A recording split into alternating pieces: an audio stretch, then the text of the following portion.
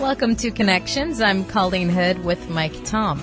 In July of 2013, Dr. Buck Blodgett experienced every parent's worst nightmare. His daughter was murdered, and he made headlines eventually for forgiving her killer. Now, Dr. Blodgett has taken the most traumatic event that could ever happen to a parent, and he has transformed it into a mission. We'll hear how he managed to forgive and how he hopes this new mission of his will impact other families around the world. That's today on Connections. In July of 2013, Dr. Buck Blodgett experienced every parent's worst nightmare. A friend who was welcome in the home, who knew the family and knew the family's schedule, came into their home and murdered his daughter, Jessie. He made headlines for forgiving the killer and has now taken this most traumatic event that could ever happen and transformed it into a mission that's called the Love is Greater Than Hate Project, which we'll hear about later on today's show. I can't imagine going through that and the emotions that you must feel, and you come to this project, Love is Stronger Than Hate. I'm going to guess that your first reaction as a father is pretty intense for the perpetrator, right? There's probably a lot of hate mixed up in the emotions there. You know, you would think, wouldn't you, Mike? You would think if you would have told me before this happened, I absolutely would have said the same thing you just said. But that wasn't my first reaction. And or Joy's either. My wife, Joy, we were in the police station with Detective Thickens on the third day after we lost Jess. And that's when we found out it was Dan, her friend. And we, for 3 days, we're both chiropractors, and so we've spent, decades just getting up and going to work every morning, and our job is taking care of people in pain. And, when you squeeze an orange, what comes out is orange juice, because that's what's inside. And when we got squeezed bad by life, what came out of us was what was inside of us, what we just were always in the lifelong habit of doing. We were just taking care of people. Wow. It was, that's just what we did. And Dan was in that group of people we were taking care of. He came over to our house the day after he killed Jessie, before anybody knew it was him. And he spent hours sitting with us at our vigil. Wow. And, so we just tried to take care of her friends. I don't know how to explain not being angry, but it was more like shocked and saddened. Despite everything that your family had been through and despite knowing the person who murdered your daughter, you eventually managed to forgive the killer. Yes, both me and Joy did. It didn't start, it really started immediately, but not as a conscious choice. It was more like we were taking care of everybody. Dan was in that group. When we found out it was him, it was like, oh my God, what happened to Dan? What could have gone so bad that nobody knew about in his life? His parents, his fiancée, his best lifelong friend, nobody knew. What could have gone so wrong that he'd be capable of such a thing? So we didn't react with hostility or animosity or vengeance, and after a week or so, I started to notice the community's reaction and my family and my friends' reaction to our reaction.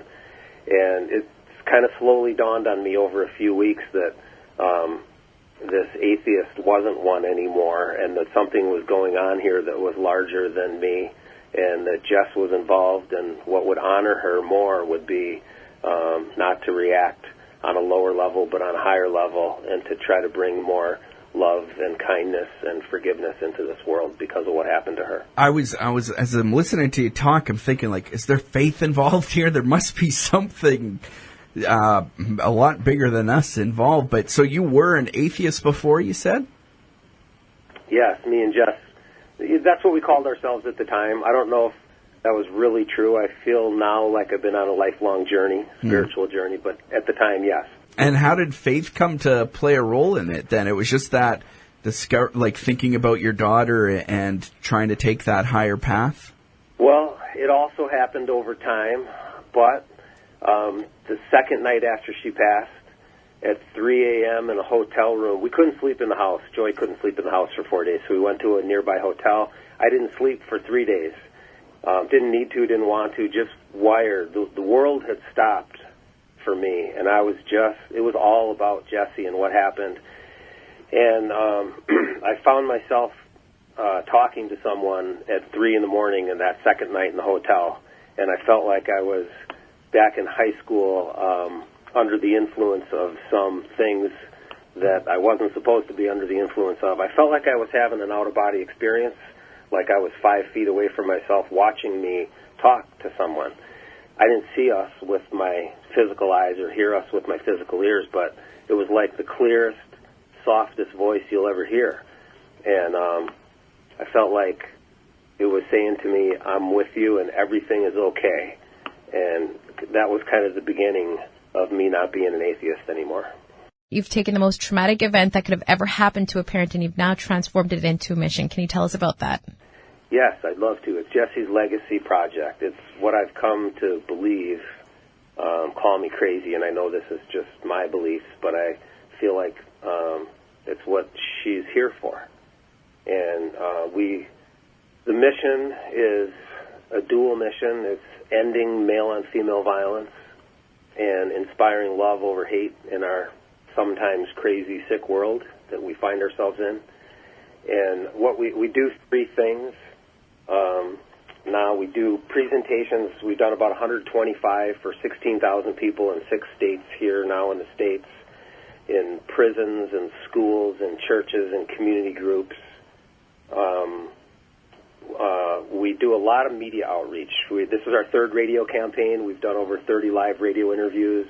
We have 4 TV documentary films, including Dateline, that have reached tens of millions on 5 continents with Jessie's story and her project. Print media, we just did our first print campaign in the fall and reached 40 million UVPMs. I don't know if that's real people, but I guess that's how you measure it in the electronic print world. Social media, we reach about 30 to 40,000 people on our social media per month. So we do a lot of outreach, just sharing the story. I don't think there's anything more powerful in this world than a personal story of tragedy and trauma and overcoming survivorship and then turning it into a mission. But the 3rd thing we do is the best thing. It's a local project at her high school to measurably decrease violence, domestic violence, dating violence, sexual assault, and human trafficking. What are some of the stats when it comes to violence against women, and especially young women? Like, it's so shocking to hear about something like what happened to your daughter, but how prevalent of a problem is it? You know, Mike, if Jessie was 1 in a million, I wouldn't be on the phone with you guys today. I wouldn't have this project. And before it happened, that's what I would have thought. I was an uninformed guy, typical of many of us. Yeah. And sorry, I don't mean to be insulting to those of us who had more education about this than me. But ironically, Jessie was a girl of causes. Her last big cause in life was male-on-female violence, and she tried to tell me about it. And I listened, but I didn't really get it. But when it happened to her, I started to self-educate. And here's what I've learned. 1 out of 3 of our girls and women will be sexually assaulted in their lifetime. Wow. 1 out of 4, domestic violence. And our boys aren't that different. 1 out of 6 of our boys, and for sexual assault, 1 out of 7 of our boys will experience some form of domestic violence. 10 girls and women killed in the United States by a man, usually an intimate partner, every single day. 10 more Jessies every day, day after day after day. And the numbers just go on and on. It's crazy. It's everywhere. It's embedded in who we are and our culture. And I believe it's the next and greatest social justice movement. Since you've started the Love is Greater Than Hate project, what has the response been like? Well, people say everything. And, you know, how you can hate love, I don't quite understand, but that does happen. But I've been blown away for 6 years now by, 99-point-something% have been just amazingly responsive and supportive. And I feel like, I feel bad about, like, I'm always telling my story and getting all kinds of attention. And people have been receptive and and comforting and empowering, and they want to help, they want to do something, they want to share. I've just been blown away by the goodness and the bigness of people. It's been almost a uniform, real positive response, but not totally, especially with men, especially with young men. Sometimes we're threatened when we feel attacked, and I'm not trying to attack men. I'm trying to call us to be better, because we are. For parents who have been through a similar situation or maybe have had their child harmed in one way or another, what would you say to them? There's so much to say. The first thing I would say to people who love them is, don't give them advice. Just be with them. Just sit with them and do your very, very best to bite your tongue and listen. Try your best to create a safe space when they're ready, if they're ready, to talk about it. Number two, everybody grieves differently. So try to understand how they grieve. Me and Joy are almost polar opposites in how we're going through this together. We have to and 79% of marriages don't survive the loss of a child. There's so much grief, and it turns at some point to anger, and which often, being human, turns to blame. You can't blame each other. Don't blame. Stick together. We sat on the couch between detective interviews that first day, and Joy turned to me. Joy's Canadian, by the way, so she's the smart one of the two of us. She turned to me and said, honey, marriages break up over this stuff. And we didn't know that statistic at the time. She said, we got to stick together. So we vowed to, and it's made us closer and stronger. So everyone grieves differently. Don't blame. Stick together. Accept the struggle. Violence has a forever impact. It's a daily struggle, and it's going to be one forever when it's a loss this size. But there's hope, and there's light at the end of the tunnel, and everything, in my opinion now, everything fits into a pattern for good for those who love him. Tell us a little bit about Jessie. You mentioned earlier, it might sound weird, but you kind of believe in a way maybe that's what she was here for. What was she like as a little girl and a young woman? Oh, my gosh. Well, she taught herself cursive writing off a placemat that Joy fed her on when she was 4. We didn't even know Wow. it until she got into first grade. She came home crushed the day of first grade because the teacher had asked for volunteers to write a word up on the board, and Jessie wrote in cursive, and the teacher said, we're not doing that yet, Jessie, and she lost her chance to show off, all deflated. The teacher by the third day had created her own curriculum. Jessie's, I'm going to be a dad now. This is totally bragging. I'm so sorry, but this is her. Brilliant. She, her first spelling word, the class's first word was and. Jessie's first word was metamorphosis. Wow.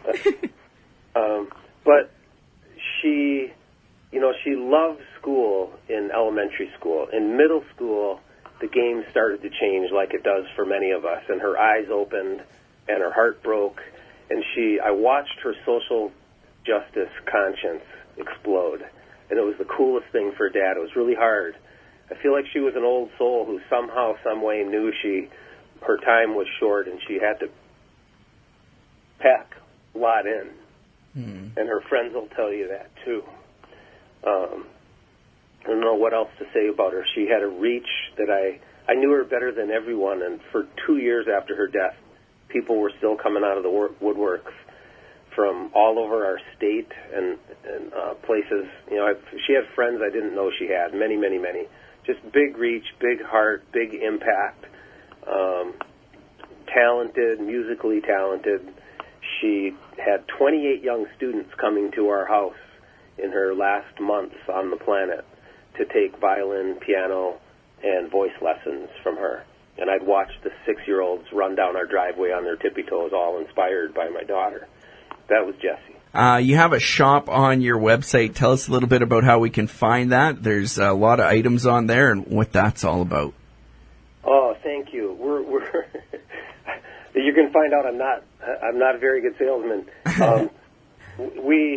The shop is kind of small and humble, and if people want to buy stuff, that's one way we get a little revenue stream. That's great. It's mostly message-based and mission-based. We have wristbands for people who want to wear the Love is Greater Than Hate project on their wrist.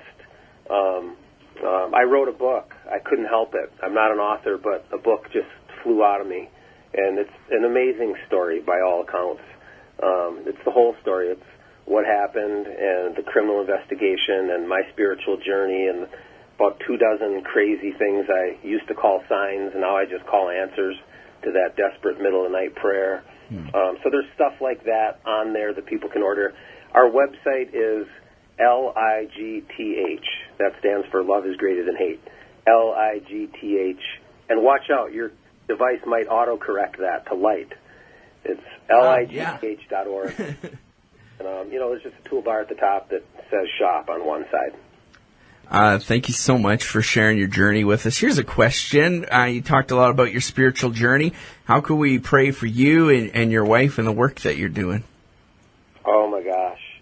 Prayer has become a thing for me, you guys. The only way I can explain the irrational, unreasonable, nonsensical, deep, and profound peace that I had for the first year, is we apparently had thousands and thousands and thousands of people praying for us. And so I welcome that, and I love that. And why don't you, I'm so well prayed for, why don't you just pray for love to take over this planet, or pray for someone else who needs love, because me and Jessie have plenty now. Well, such an amazing story. Thanks so much for joining us today, Dr. Blodgett. Remember, if you want to listen to the full conversation, you can always do that by visiting your radio station's website. We'll talk to you again on Connections.